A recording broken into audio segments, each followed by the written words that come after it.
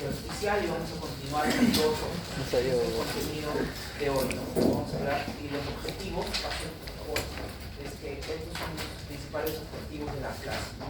Conocer cada uno de los principales signos radiológicos de cada uno de los patrones que vamos a describir, diferenciar cada uno de ellos, ¿no? Reconocer cuáles son las características de una lesión maligna, de una lesión benigna entre un quiste y una cavidad. Entonces vamos a empezar a hablar sobre el patrón atelectásico. Entonces el patrón atelectásico, el término atelectasia viene del griego que se llama atelectasis, que quiere decir estiramiento. La atelectasia, siguiente por favor, viene a ser una disminución en el contenido aéreo dentro de los alveolos. Esto va a producir un colapso y en el cual va a haber una disminución de volumen del parénquima pulmonar. Este puede afectar todo el pulmón, puede afectar una parte del pulmón, un lóbulo o un segmento. Entonces, ¿cómo se produce esta atelectasia, ¿no? Esto es un pulmón sano, normal, donde hay una normal llegada de aire. ¿Y qué pasa en una atelectasia? Hay una obstrucción hacia el flujo de aire normal, ¿no? Donde el alveolo debería estar así normalmente, pero ¿qué pasa? Hay una disminución en el flujo de aire hacia los alveolos. Esto hace que estos alveolos se colapsen, disminuyen de volumen y se llenen de un contenido heterogéneo que va a dar una radiopacidad, ¿no? Y este compromiso puede ser, como les había dicho, de un lóbulo, de un segmento de pulmón, un lóbulo de un pulmón o incluso todo el pulmón. Esta retracción, lo que hace retracción va a producir en las estructuras adyacentes, las estructuras vecinas, se jalen hacia lo que es la atelectasia, como vamos a ver. Entonces, ¿cuáles son la atelectasia tiene signos radiológicos directos o principales y también tiene signos indirectos? Entonces, los signos directos es, como estamos viendo acá, ¿no? Una radiopacidad homogénea, ¿no? Generalmente puede tener o no broncograma aéreo, pero no es lo típico, ¿no? Es una radiopacidad homogénea, tiene bordes bien definidos y se asocia con disminución de volumen, como pueden ver acá, ¿no? Este es un campo pulmonar normal y acá este campo pulmonar que es disminuido de volumen, siguiente. Y tiene otros signos indirectos, la misma imagen, ¿no? Esta radiopacidad homogénea, ¿qué hace? Hace retracción de las estructuras.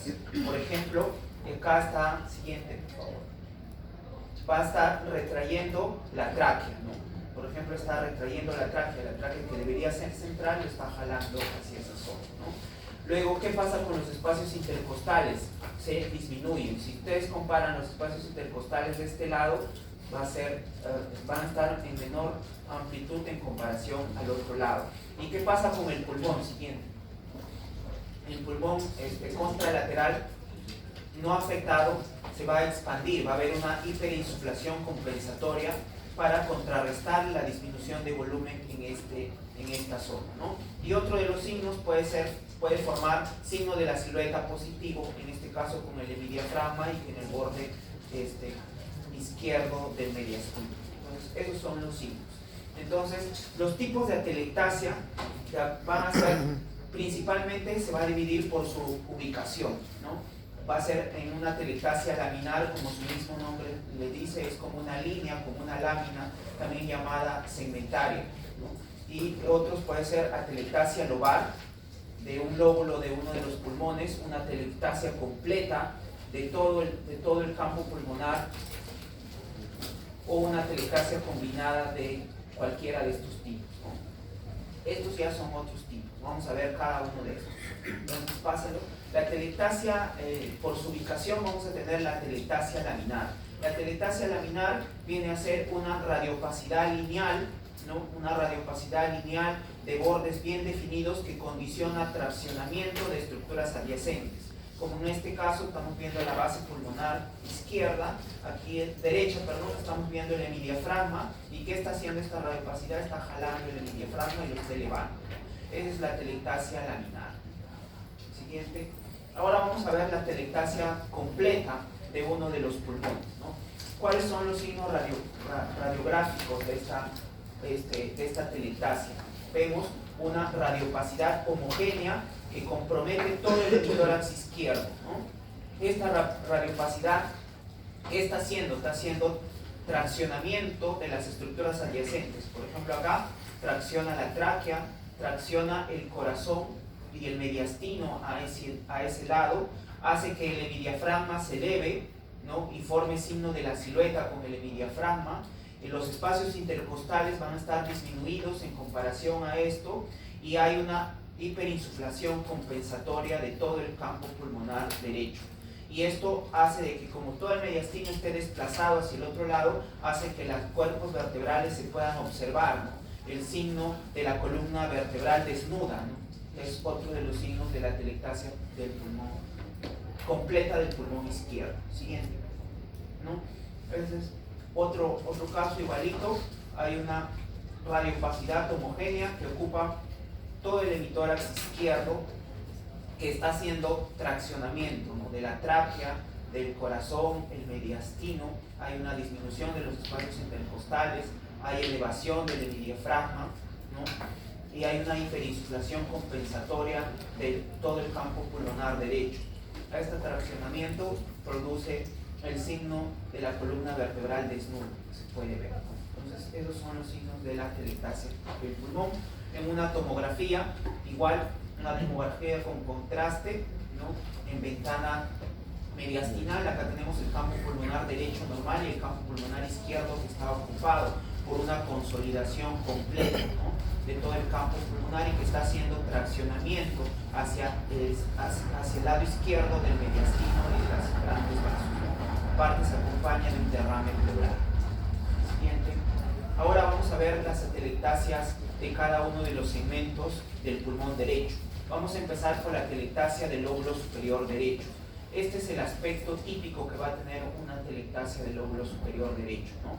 El lóbulo superior derecho normalmente debería ser así, ¿no? Debería tener esta amplitud. Esta es la ubicación de la cisura menor, ¿no? Que es desde el ilio hacia la periferia, y esta va a ser traccionada en sentido cefálico, ¿no? Y entonces esto se debe a un colapso a nivel de una obstrucción en el bronquio para el lóbulo superior derecho. Entonces, como dice acá, este colapso se va a apreciar como una radiopacidad homogénea a nivel de la región del vértice y región subclavicular derecha, ¿no?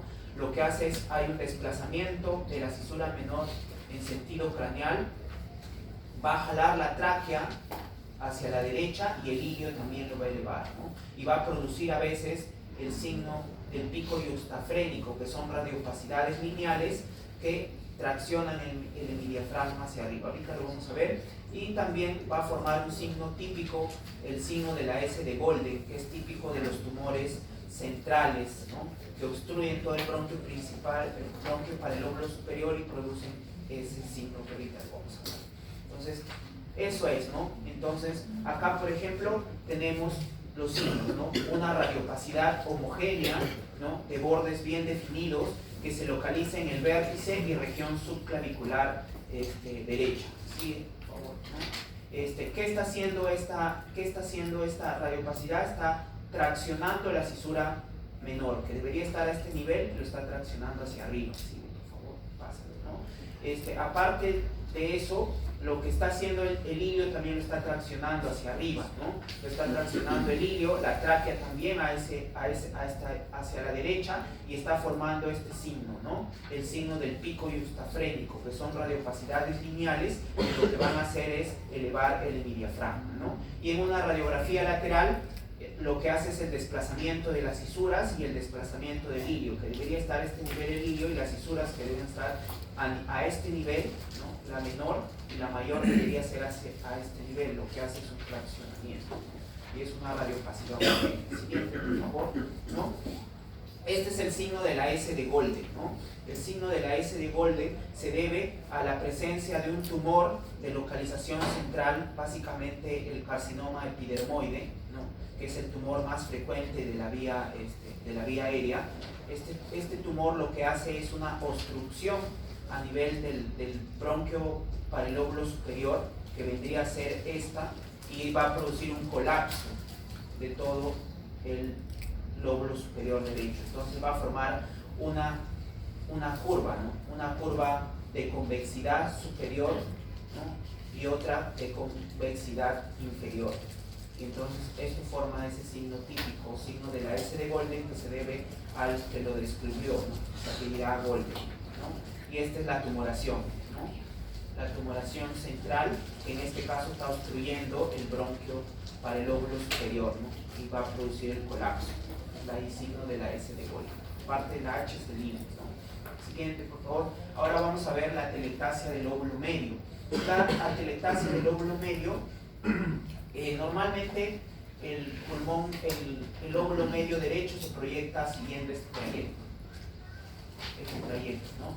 Entonces, lo que nosotros vamos a ver es en la radiografía frontal, vamos a ver una radioopacidad homogénea de bordes bien definidos en la región medial de la base derecha, que va a contactar el borde cardíaco derecho y lo va a borrar y va a formar el signo de la silueta positiva, ¿no? Y va a producir una hiperinsuflación o radiotransparencia compensatoria del parénquima adyacente, es decir, del lóbulo superior y del lóbulo inferior, ¿no? Y en la placa lateral, esto es lo normal, ¿no? El lóbulo medio va a producir un traccionamiento de las fisuras y se va a ver como una radiopacidad triangular con vértices en ilio y base hacia la parte anterior del tórax. Siguiente, por favor. Y así se ve una atelectasia del lóbulo medio, ¿no? Están viendo una radiopacidad homogénea de bordes bien definidos en la base derecha que está contactando, sí, por favor, está contactando lo que vendría a ser el borde cardíaco derecho, que vendría a ser el borde de la aurícula derecha, al cual lo borra, signo de la silueta positiva, ¿no?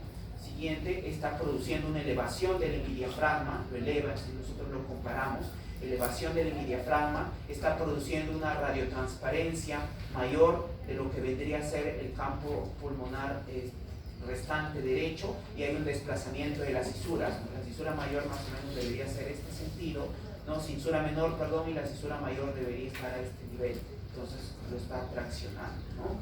Y la hiperinsuflación compensatoria. Y en la radiografía lateral nosotros vamos a ver esa radiopacidad triangular con vértice hacia lo que vendría a ser el ilio y con base en la parte anterior cuando hay desplazamiento de las cisuras, que normalmente deberían ser a este nivel y a este nivel. Y entonces, en la atelectasia del lóbulo medio, recuerden que el signo de la silueta es positivo y lo va a diferenciar de la atelectasia del lóbulo inferior, en donde la silueta es negativa. Siguiente, por favor. Entonces, la atelectasia del lóbulo inferior derecho, entonces el lóbulo inferior derecho normalmente es así, sigue este trayecto, y entonces lo que va a haber aquí, vamos a ver como una radiopacidad en la radiografía frontal, lo vamos a ver como una radiopacidad triangular con vértice superior y base hacia inferior, que contacta el borde cardíaco derecho, pero que no forma signo de la silueta. No forma signo de la silueta. Aquí el signo de la silueta va a ser negativo. Aparte de eso, va a haber un desplazamiento de las fisuras y también va a haber una hipertransparencia de forma compensatoria del resto del parénquima pulmonar derecho, ¿no? En la radiografía lateral, nosotros vamos a ver como una radiopacidad posterior, que se parece mucho a un derrame pleural, ¿no? Pero esta radiopacidad va a ser de bordes bien definidos y en donde va a haber desplazamiento de la cisura en sentido posterior. Entonces, siguiente, acá por ejemplo estamos viendo una radiopacidad homogénea, bordes bien definidos, la cual tiene una forma triangular típica, ¿no? Esta forma triangular típica contacta el borde cardíaco derecho, pero no forma signo de la silueta. ¿Qué quiere decir? Que el borde cardíaco derecho sí se puede definir, ¿no? Y eso nos dice que la localización es inferior. Siguiente, por favor. Está produciendo la elevación del hemidiafragma, ¿no? Si nosotros lo comparamos con respecto al lado derecho, y está produciendo una hipertransparencia o hiperinsuflación compensatoria del resto del campo pulmonar, ¿no? Aparte de eso, puedes ver, también está jalando un poco lo que vendría a ser el borde cardíaco derecho, que debería estar a este nivel, lo que está haciendo es traccionar, ¿no? Entonces, signo de la silueta negativo es en la atelectasia del lóbulo inferior. Cuando es positivo es atelectasia del lóbulo medio. Entonces, siguiente. Ahora vamos a ver el otro patrón, que es el patrón pleural. Siguiente, por favor. Como ustedes saben, la pleura es un espacio virtual. Es un espacio virtual entre ambas hojas de la pleura parietal y la pleura visceral. Este espacio pleural va a tener diferentes denominaciones, ¿no? Por ejemplo, vamos a encontrar una pleura costal, una pleura diafragmática, una pleura mediastínica e incluso las cisuras, ¿no?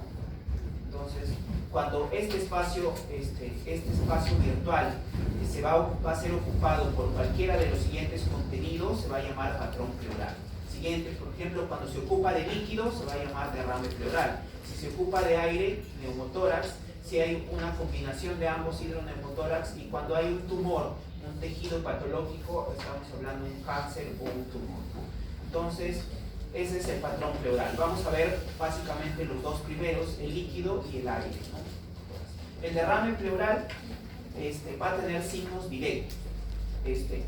Va a tener dos signos directos, ¿no? Uno es que es una radiopacidad homogénea, ¿no? Es una radiopacidad homogénea de densidad agua, que generalmente, de acuerdo a la ubicación, ¿no? Se va a ubicar generalmente en las bases, ¿no? Si es de mayor contenido va a ir ascendiendo, pero es una radiopacidad homogénea. Esta radiopacidad homogénea, a diferencia de la atelectasia, lo que hace es efecto de masa y lo que hace es desplazar estructuras. Por ejemplo, acá está desplazando la tráquea hacia el lado derecho y está desplazando el corazón hacia el lado derecho. En cambio, la atelectasia lo que hacía era jalarlas. Esos son los dos signos directos, ¿no? O principales. También hay signos indirectos. Por ejemplo, los signos indirectos se refiere a que esta radiopacidad homogénea, por ejemplo, puede hacer signo de la silueta con el hemidiafragma, borra el límite del hemidiafragma, y a veces también con el borde del mediastino. Va a tener una curva característica, ¿no? Nosotros le llamamos la curva de Damasó. Es una curva de concavidad supero-interna. Concavidad supero-interna quiere decir que hacia la periferia es más alta, ¿no? Y hacia la parte inferior es más baja. A eso se refiere, ¿no? Y hay una obturación de los senos, ¿no? Los senos diafragmáticos y cardiofrénicos, incluso puede comprometer cualquiera de las pleuras, ¿no? De acuerdo a su ubicación. Esos son los signos indirectos. Siguiente, por favor. Otro ejemplo, ¿no? De un derrame pleural se va a ver como una radiopacidad homogénea, ¿no? De bordes bien definidos que está ocupando la base del pulmón izquierdo. Va a formar signo de la silueta con el hemidiafragma, lo borra el límite del hemidiafragma y también obtura el seno costodiafragmático, ¿no? Y va a tener esta radiopacidad, va a tener una curva, ¿no? Una curva de concavidad superinterna que se llama la curva de Damasó, y va a formar el signo del menisco, es decir, que hacia la región que contacta el borde lateral del tórax va a tener un ángulo agudo y que va a aparecer un menisco. Es el signo típico del derrame pleural. Entonces, así se ve en tomografía, igual esta radiopacidad, miren, ¿no? Tiene una curva característica con signo del menisco, está obturando el seno costodiafragmático, ¿no? Y en la tomografía se ve así, como una hipodensidad homogénea de densidad líquida que ocupa generalmente las zonas de declive. Las zonas de declive es las zonas posteriores, porque el paciente generalmente está hinchado, ¿no? Entonces, de acuerdo a la cantidad siguiente, el derrame pleural puede ser de tres tipos, ¿no? Puede ser mínimo, cuando es más o menos un promedio entre 150 a 200, ¿no? Menos de 150 a 200 se llama mínimo. Mediano es cuando supera esto, entre 200 a 750, y masivo es el que está cercano a 1000, a un litro de agua, ¿no? Entonces van a haber signos. El derrame pleural mínimo es una cantidad, como les decía, entre 50 y 250 cc aproximadamente, y es el derrame pleural que ocupa la porción más baja de la cavidad pleural, las zonas de declive, ¿no? Entonces, en la radiografía frontal vamos a tener un borramiento del seno costodiafragmático lateral, ¿ya? Esta es pregunta siempre que les toman, ¿no? Cuando ustedes vean borramiento del seno costodiafragmático lateral en una placa de tórax frontal, generalmente por lo menos debe haber 200 cc. Y en la radiografía lateral, que tiene mayor sensibilidad, va a haber un borramiento del seno costodiafragmático posterior, y eso generalmente indica que hay más de 75 cc.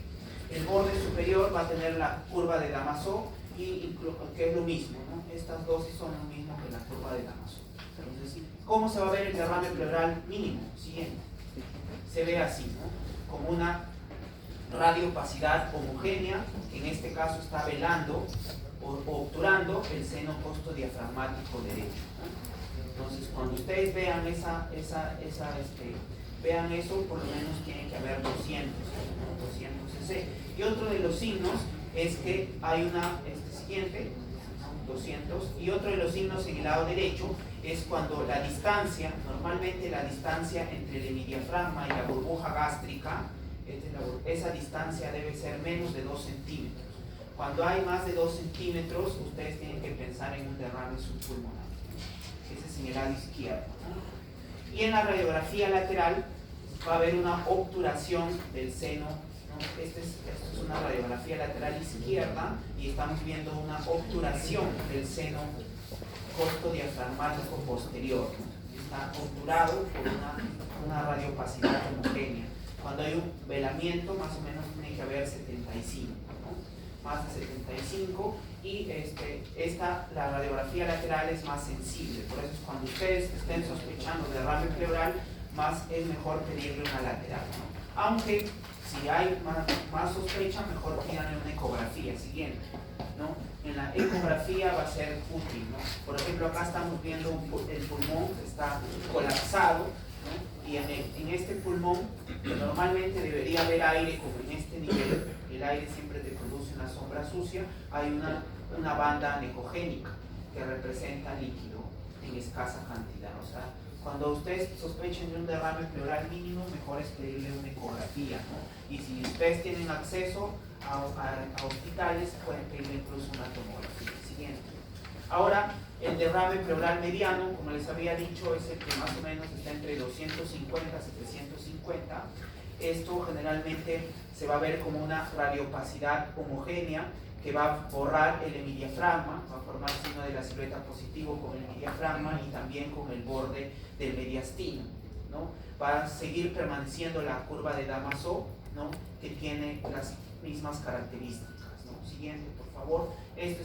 Así se ve un derrame pleural, ¿no? Como una radiopacidad homogénea, radiopacidad homogénea que, como ustedes están viendo, está borrando el borde del hemidiafragma y el borde derecho del mediastino. Entonces está formando signo de la silueta, y esta radiopacidad tiene una curva característica que se abre más hacia la parte externa, donde va a formar el signo del menisco, ¿no? Este es un derrame pleural mediano.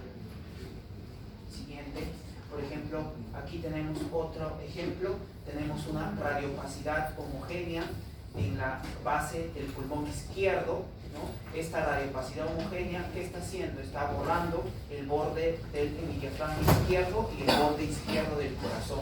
Entonces está formando signo de la silueta, ¿no? Con el borde izquierdo del corazón y con el hemidiafragma. Tiene una concavidad, una curva característica de concavidad superinterna, describiendo la curva de Damasó y el signo del menisco. Entonces, esos son los signos de un derrame pleural mediano. Y en la tomografía se va a ver por ejemplo, acá tenemos una tomografía sin contraste, ¿no? En ventana mediastinal, y se está viendo el contenido líquido, ¿no? ¿Cómo se ve el líquido? Se ve como una hipodensidad homogénea. Por favor, cierren la puerta. Hipodensidad homogénea, que se ubica en las zonas de declive, en las zonas posteriores, ¿no? Esta hipodensidad, regresa por favor, recuerden, siempre va a tener una densidad líquida, ¿no? Ustedes ponen el ROI o miden las unidades Hansfield y va a tener entre 0 y 20. Siguiente, por favor. Y el derrame pleural masivo es el derrame que ocupa casi 1 litro de lo que vendría a ser el espacio pleural. Esta va a ser una radiopacidad homogénea que ocupa la mayor parte del hemitórax y tiene el efecto de masa que les había descrito, ¿no? Desplaza las estructuras anatómicas hacia el lado sano, es decir, en sentido contralateral, ¿no? Los signos secundarios va a haber el efecto de masa, va a hacer que se amplíen los espacios intercostales y bueno, el signo de la silueta positivo con las estructuras adyacentes como el mediastino y el hemidiafragma. Lo vamos a ver en la siguiente diapositiva. Aquí es, ¿no?, un derrame pleural masivo, una radiopacidad homogénea, ¿no?, que lo que está haciendo está formando signo de la silueta positivo con el hemidiafragma, porque lo está borrando sus límites y también con todo el borde derecho del mediastino que no se puede delimitar bien, ¿no? ¿Y qué está haciendo esto? Está haciendo efecto de masa, ¿no? La tráquea lo está desplazando hacia el lado izquierdo y también está desplazando el corazón y los grandes vasos hacia el lado izquierdo, ¿no? Ese es el signo típico de un derrame pleural masivo. Siguiente, ¿no? Igual otra vez para recordar, siempre generalmente es cuando hay 1 litro o más, ¿no? Y entonces es una radiopacidad homogénea, ¿no? Y describir que hay signo de la silueta con el hemidiafragma y con todo el borde del mediastino, ¿no? Y el efecto de masa que hace, desplaza las estructuras como la tráquea y el corazón, e incluso está haciendo un ensanchamiento de los espacios intercostales, ¿no? Entonces, esos son los signos de Marretos. Y también nos puede servir una ecografía, en donde, por ejemplo, esta es una ecografía en corte longitudinal. Acá tenemos el pulmón, acá tenemos el hígado, acá tenemos el riñón. Esto hiperrefringente, ¿no?, esto es el hemidiafragma y esto vendría a ser el espacio pleural. ¿Y qué está pasando con el espacio pleural? El espacio pleural está siendo ocupado por un contenido anecogénico, que vendría a ser el líquido, y este contenido anecogénico lo que está haciendo es invirtiendo el hemidiafragma, ¿no? El hemidiafragma, que normalmente debería ser con una convexidad así, lo está haciendo una convexidad inferior, ¿no?, invirtiendo, y esto hace un descenso, aplanamiento o inversión de la convexidad del hemidiafragma. Es el signo de un derrame pleural masivo. Siguiente. Ahora vamos a hablar, en tomografía, ¿no? En tomografía estamos viendo una tomografía en ventana mediastinal con contraste. Estamos viendo que todo el espacio, todo el campo pulmonar izquierdo está ocupado por un contenido líquido homogéneo que tiene una atenuación líquida, y lo que está haciendo es efecto de masa, ¿no? Está desplazando las estructuras hacia el lado izquierdo, y esto de acá está produciendo una atelectasia, un colapso del pulmón izquierdo. Y ahora vamos a hablar sobre el otro tipo de patrón pleural, que es el neumotórax, ¿no? El neumotórax, como su nombre lo dice, es el ingreso de aire en la cavidad pleural, ¿no? Puede ser parcial o masivo. El masivo se llama también atención. Dentro de las causas hay 3 tipos: la traumática, que es lo más frecuente, ¿no?, después del traumatismo; el espontáneo, que se asocia con la presencia de bulas o bronquiectasias; o el iatrogénico, después de algún procedimiento, ¿no? Entonces, ¿cuáles son los signos principales de un neumotórax? Entonces, los signos principales son 2. Ustedes lo que van a ver una área radiolúcida como esta, una área radiolúcida en donde no van a ver trama broncovascular. La trama broncovascular, miren, se ve así, como líneas, y después de esta línea va a haber una área de mayor hipertransparencia donde no hay trama broncovascular. Y el otro signo es una línea bien definida, que es la flecha, esa línea bien definida que viene a ser la línea de la pleura visceral. Esos son los 2 signos.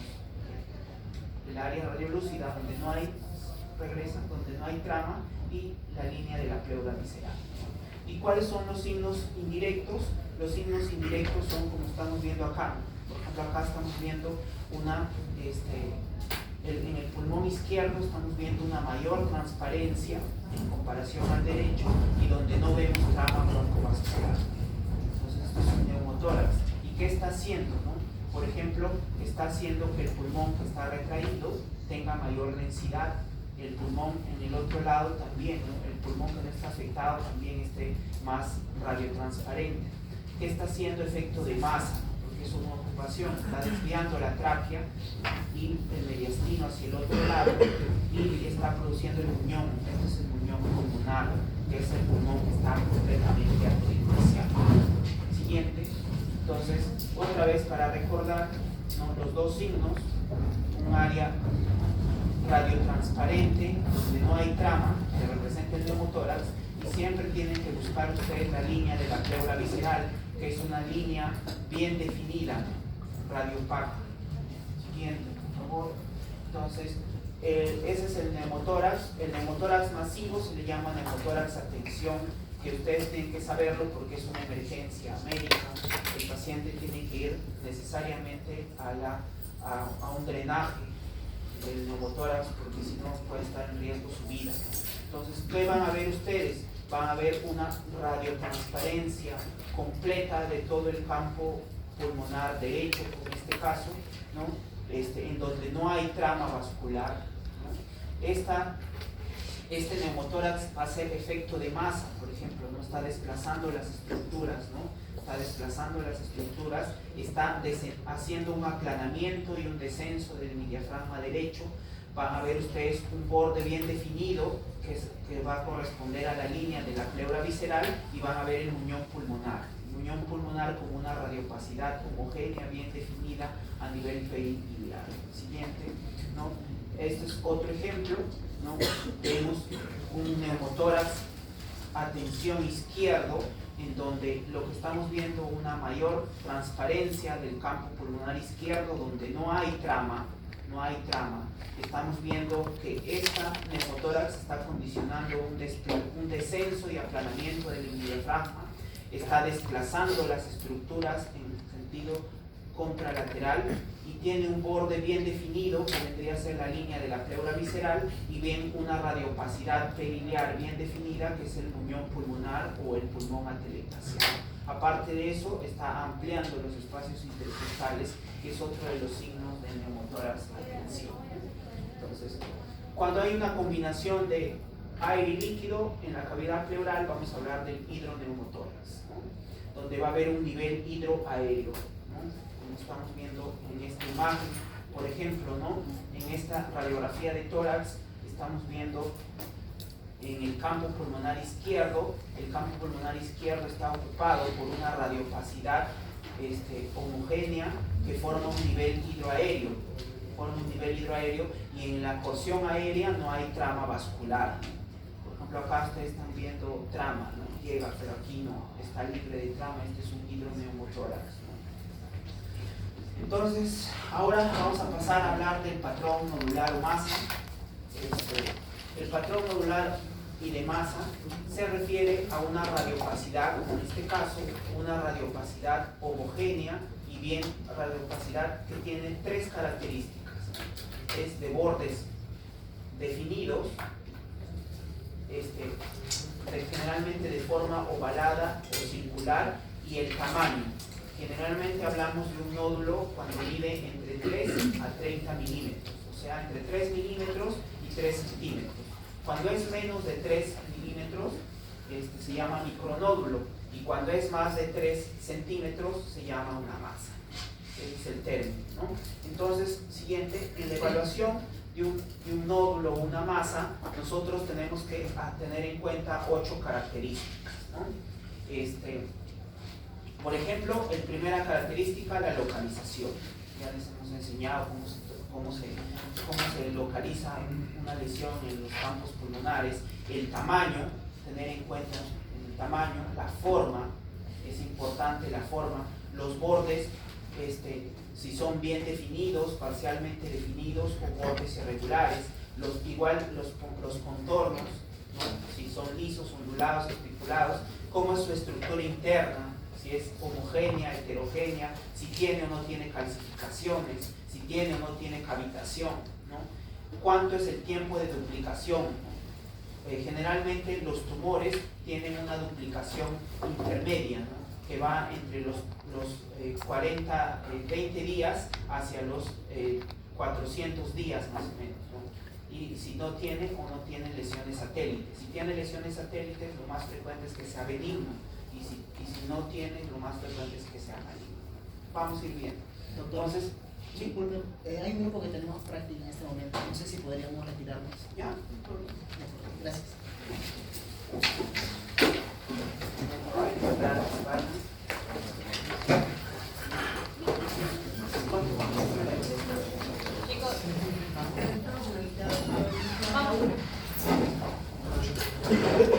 ¿Eh? No.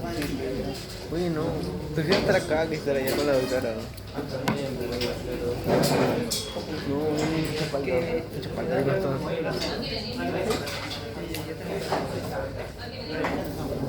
Cierra la puerta, por favor. Ya. Entonces, un nódulo tiene características radiológicas para indicar una benignidad. Por ejemplo, ¿no?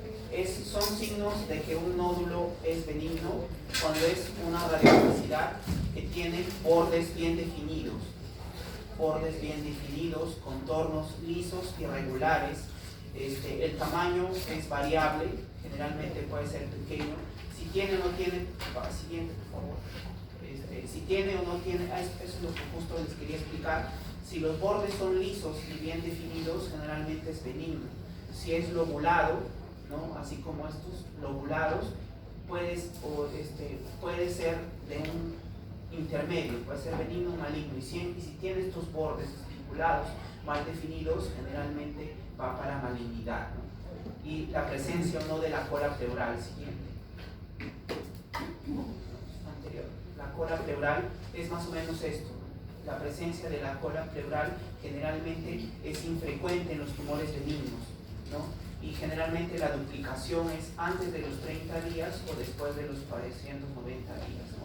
Las lesiones satélites son frecuentes. Todas esas lesiones indican para benignidad. Siguiente, por favor. Profesor, ¿por qué dice solo en granuloma? Cola pleural infrecuente.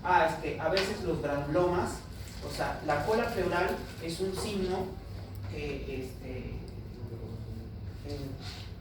un ratito, ahorita te lo explico cuando pasemos, te lo voy a explicar cómo se ve el signo y qué es lo que significa. Pasa lo siguiente. Entonces, acá por ejemplo tenemos un nódulo, ¿no? En cambio, ¿cuáles son los signos de malignidad? Pasa lo siguiente, ¿no? Cuando es una lesión heterogénea, ¿no? Como en estos casos, cuando hay lesión heterogénea, generalmente los tumores malignos no tienen calcificaciones, ¿no? El tamaño es mucho más grande, como en esto, y los bordes son irregulares, espiculados, y va a tener cola pleural, que es esta de acá. La cola pleural es una radiopacidad lineal que nace desde lo que vendría a ser la lesión y se va hacia la pleura. Y ese es un signo típico de un tumor maligno. Solamente algunas lesiones benignas, como los granulomas tuberculosos, porque alrededor de lo que vendría a ser el parénquima pulmonar tuberculoso hay atelectasias, hay tejido inflamatorio, y entonces eso va a formar el cola pleural. Entonces la duplicación es intermedia, entre 30 y 490 días, y se cavita frecuentemente. Siguiente. Entonces, por ejemplo, esta es la cola pleural. Es un nódulo maligno, miren, ¿no? Es una lesión heterogénea. ¿Cómo son sus bordes? Bordes irregulares y espiculados. Y tiene la cola pleural, esta, que es una radiopacidad lineal que es más ancha hacia la lesión y que se va afilando hacia la periferia. Generalmente no tiene calcificaciones, no le vemos lesiones satélites. Eso es un nódulo maligno, ¿no? Entonces recuerden siempre los bordes irregulares, ¿no? Espiculados, y la cola pleural. Esos son signos de malignidad. En cambio, la benignidad es un nódulo bien definido y tiene a veces calcificaciones, ¿no? Siguiente. Por ejemplo, este era un cáncer, ¿no?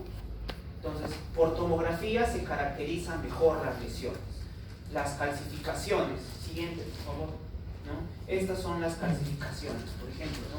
Cuando una lesión tiene una calcificación difusa una calcificación central, una calcificación en palomitas de maíz o una calcificación concéntrica, esos van a ser benignas.